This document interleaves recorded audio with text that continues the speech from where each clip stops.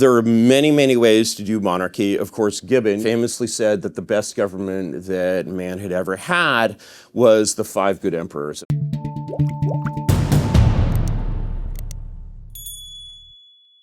I have a different view of government, I think, in some ways. You know, when you've been part of government, I think you see it as, you know, perhaps a little bit of a prize to enjoy, as Fidel Castro called it.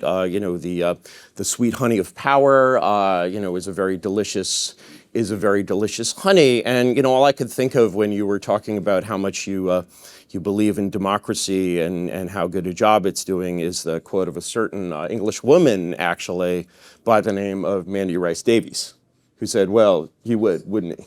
And well, he would, wouldn't he? And you know, it's kind of what we call a sixth form debating point in England. It sort of doesn't quite go to the argument. And you know, let me return to a line by one of your great poets who said, "For forms of government, let fools contest. I hope we're not fools.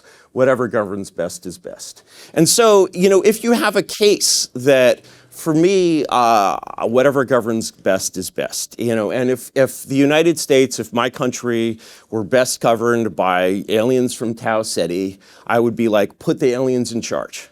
If they were best governed by Australians, you know, we actually had a huge problem in San Francisco with Australian gangs in the 1840s. Not many know this. The Sydney Ducks. But how do we get the aliens in charge? Depends on your aliens. Some say they're already here. Do you believe in aliens? Are you in one of these? No, I'm not really into aliens. I think I agree with you. But that just sort of says to me. We're finding points of agreement. Can I mention another point of agreement that might surprise you? Go on. We were both true believers in the Iraq War. I believed in it too. And I think that. Yeah, boo him. Boo him. I know. No. Boo me, because I was wrong. I was a neocon. I really believed in this analogy, and it's just like Germany and Japan. And it turned out, it worked great, you know, installing democracy in Germany and Japan. And it didn't turn out to work great, as I think we. So do you think Saddam was a good monarch? No, I think Saddam was a pretty unbalanced, crazy guy. And yet, if you look at basically what's happened to Iraq since, you know, I mean, it's still in shambles. And it was not in shambles under Saddam in the 70s. Now, Saddam was a very brutal weirdo. You know, I read actually, if I can Putin on, you know, for a little bit, here's an example of how we get bad government. Because I don't think Saddam was a good government. I very much preferred the previous government of, you know, Prince Faisal and Nouriah Said. And I ran across this book in a bookstore in Oregon 30 years ago, and it was a book by clearly a member of an Arabist, a member of the British foreign policy establishment. Somebody here probably knows who this was. He wrote as Caractacus, and he was a huge advocate. It was called Revolution in Iraq, and he loved it. And he was like, this Ba'ath Party is a new and dynamic. It was like the Arab Spring. Remember the Arab Spring? Mm-hmm. Were you in favor of the Arab Spring too? I enjoyed the mood. You know, I had worries about it. Did you voice those worries? I did. Oh, good. That is actually very impressive. Yeah. You know, I'm really like, you know, because most Americans, left or right, did not. I am not American. Thank God for that. And indeed. And one of the examples of the terrible government of pre-1956 Iraq that's so upset this writer is he was like, well, the Crown Prince gets a 10% kickback on all the rebar imported into an Iraq. And I would say that, you know, if Iraq had continued under the Hashemites and they continued to have a 10% kickback on all of the rebar, even upped it to 15%. I think Iraq there would still be Jews, for God's sakes, in Iraq. You know, and like, you know, witnessing this sort of destruction of all of the places around the world that used to be the British Empire, and then sort of patting ourselves on the back for what a good government it was that sort of brought this down. You know, Larkin's line, the places we kept safe must keep themselves safe. They're not keeping themselves safe. They certainly didn't keep themselves safe in Iraq. or really maybe Botswana is doing all right. And so you see this vast destruction of good government all around the world, in the 20th century in the name of democracy. And for anyone, ask anyone everyone here must know, Nigerians, a lot of Nigerians here. Ask any Nigerian who knows their past, the famous novel by Chinua Achebe, Things Fall Apart. Compare Nigeria in 1950 to Nigeria in 2025 in terms of quality of governance. There's no comparison. On the point about monarchy, though, this vision of monarchy that you have, is it hereditary? There are many, many ways to do monarchy. Of course, Gibbon, Gibbon. Gibbon famously said that the best government that man had ever had was the 5 good emperors. And if I can indulge you with a conspiracy theory, they adopted each other. Right, you didn't. A private conspiracy theory for which there's no evidence at all. I was reading very idle conspiracy theory. I was looking at these adoptions and I was like, I feel like there might be a gay thing going on. So gay... Well, Frederick the Great was great. Oh, yeah, absolutely. So he couldn't have done the hereditary thing, could he? Well, I believe he had brothers, but...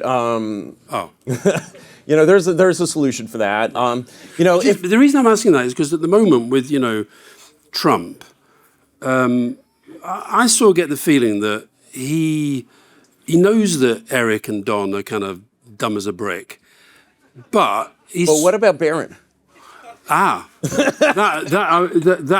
that the game? Is that the theory? Does he want? Does he support this idea of monarchy? Because I think the reason he looked so happy last week is because he basically felt this is king to king. No? With Charles III, I mean, Charles not a real king.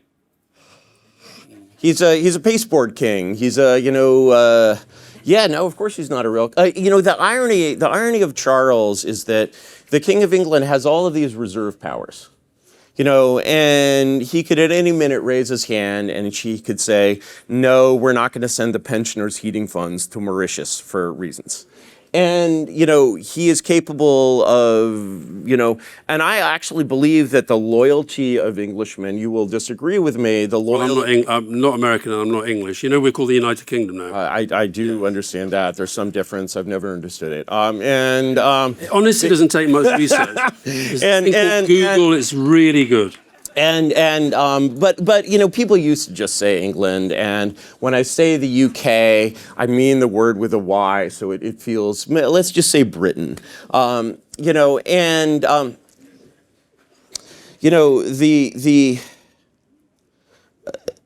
If you took the British of any period in the past and you had them look at this century in which Britain loses her empire, dwindles into being an American satellite. There's this very horrifying, I want to just apologize for 56, when our president called up Anthony Eden and swore at him over the phone. Do you know what the words Eisenhower used to Eden were? Were they bad? They were bad. It was called barnyard language, and Eisenhower said to Eden, if you want to keep your empire, you're not going to have any oil. So, there's a choice in that. And I feel that was a sort of a brutalizing moment from which this country as a sovereign has never really recovered. But I think it could recover. And I think it could recover because that empire that subjugated you is weak. Poor you, yeah. But what about? So that's one American president being bad to a British prime minister. How do you feel as an American about the way that he's treating Denmark right now and saying that Greenland's for me, or he's treating Carney by saying you should be the 51st state? Is this just him sort of being a bully? Is bullying part of monarchy? Is expansionism part of monarchy? As you may or may not know, it was Teddy Roosevelt who called the American presidency a bully pulpit. Mm-hmm. Now, he meant something slightly different from that, but no. He meant that gave you the power to lead to project. You had a voice. Bully just meant good in New England prep school slang. It did not mean bullying. No, I would be the last person to say that Donald John Trump is in any way perfect or that I agree with all of his policies. And in fact, I think it's rather pointless to bully Denmark about Greenland when in fact Denmark is already a satellite state. And I believe that actually, to me, with my very, very medieval view of sovereignty and politics, I believe that Denmark actually lost her sovereignty in 1802. What was it, when they bombarded Copenhagen? You know, and frankly, the world has been a unipolar world order since Waterloo. You'd agree with that, right? Unipolar and what is you saying? America's the power? Well, not after Waterloo. America was a backwater. I see. Okay, since then, yes. What's the pole? Then it was London. Now it's Washington. Okay, right. I'm going to put and it shifts sort of gradually in the interwar period. Okay. That center of gravity shifts until by 1945 it's done. To continue watching this video, click the link in the top left or in the description below. With a free trial, you can enjoy the full talk and thousands more. Thank you for being part of the conversation.